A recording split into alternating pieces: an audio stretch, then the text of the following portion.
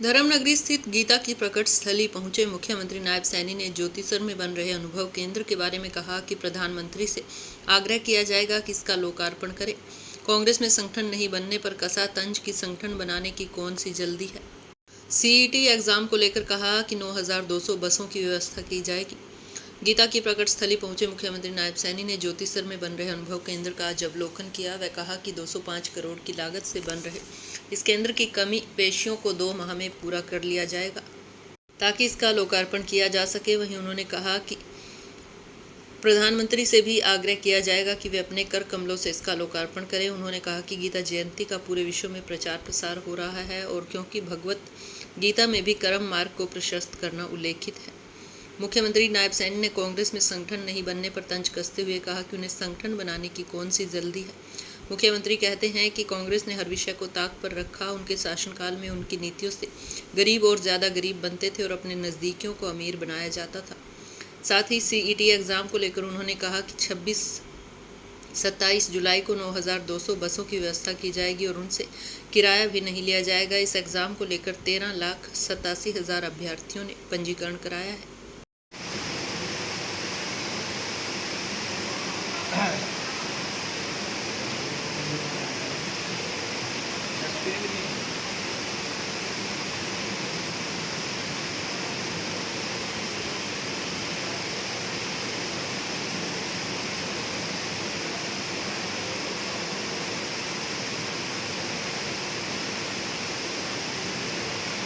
क्या कहेंगे साहब, आज जो निरीक्षण किया गया एक बड़ा आज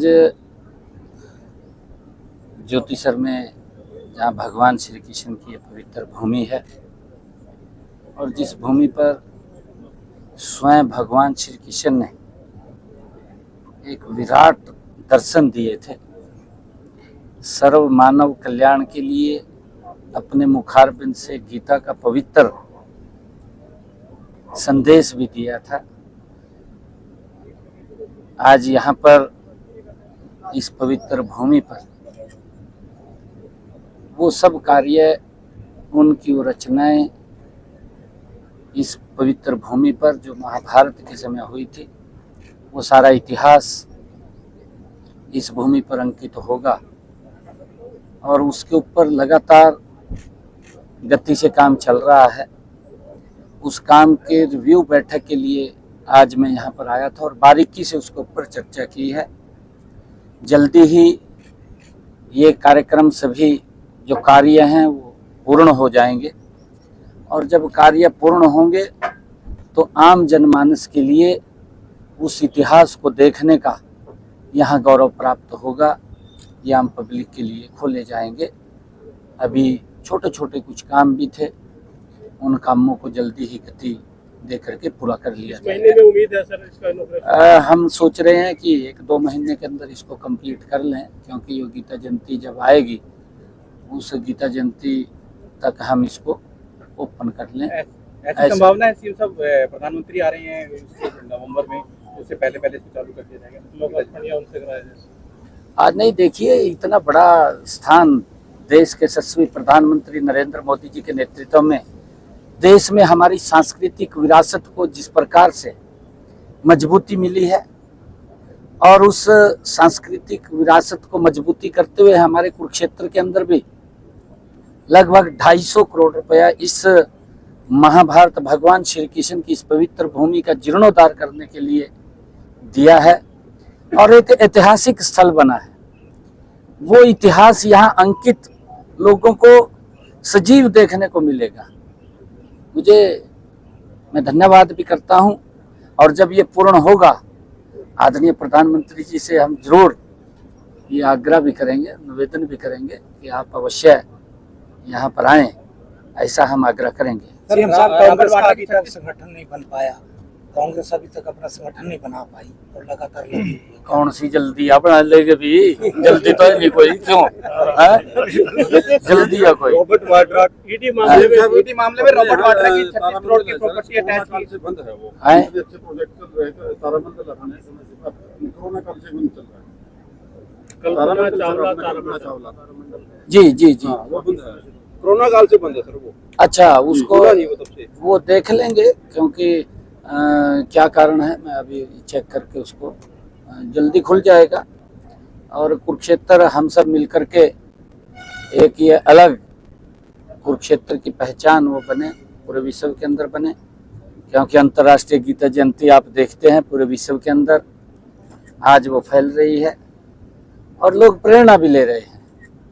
आज बड़े बड़े फिलोसफर्स, बड़े बड़े अर्थजीवी और बड़े बड़े बुद्धिजीवी सब इस पवित्र गीता से प्रेरणा लेकर के अपने कार्यों को आगे बढ़ाते हैं।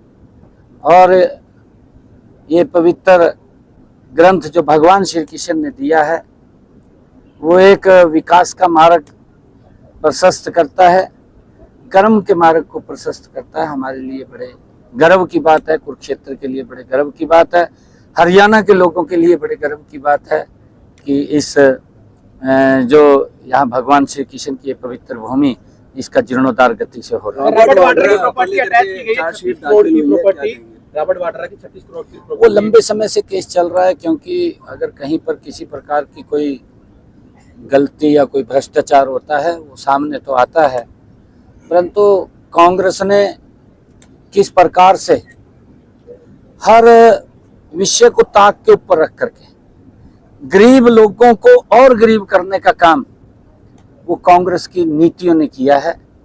उनकी नीति गरीब व्यक्ति के लिए तो गरीब करने की थी कांग्रेस की, परंतु कुछ लोगों को अमीर करने की भी थी जो उनके नजदीक रहते थे।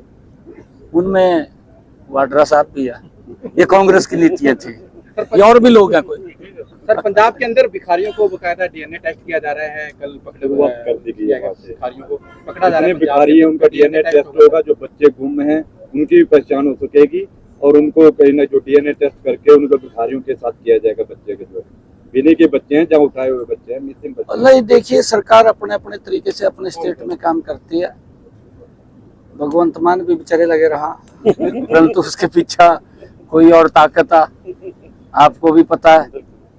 ये वो हाइट ताकत आ उसके पीछे, उसने तो पता नहीं लगता किसका डीएनए टेस्ट करना किसका नहीं करना।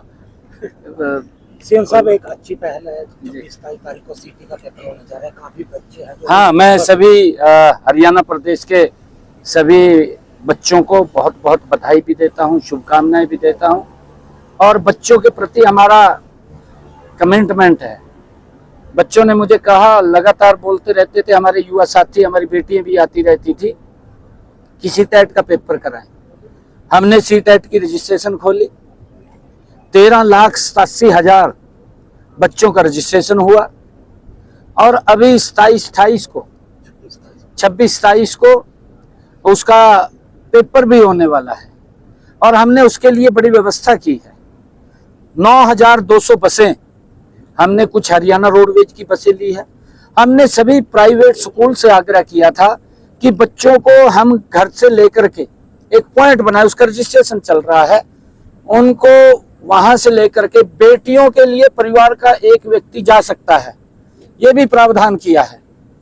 उनको एग्जामिनेशन सेंटर तक और सेंटर से घर तक ये पहुंचाने का काम करेंगे और उसके अंदर किसी का कोई किराया नहीं लगेगा। सरकार ने निर्णय किया है और बच्चों को हित के अंदर, क्योंकि हमारी सरकार का जो कमिटमेंट रहा है उस कमिटमेंट को बच्चों के आदेश के ऊपर ही हम लगातार पूरा कर रहे हैं।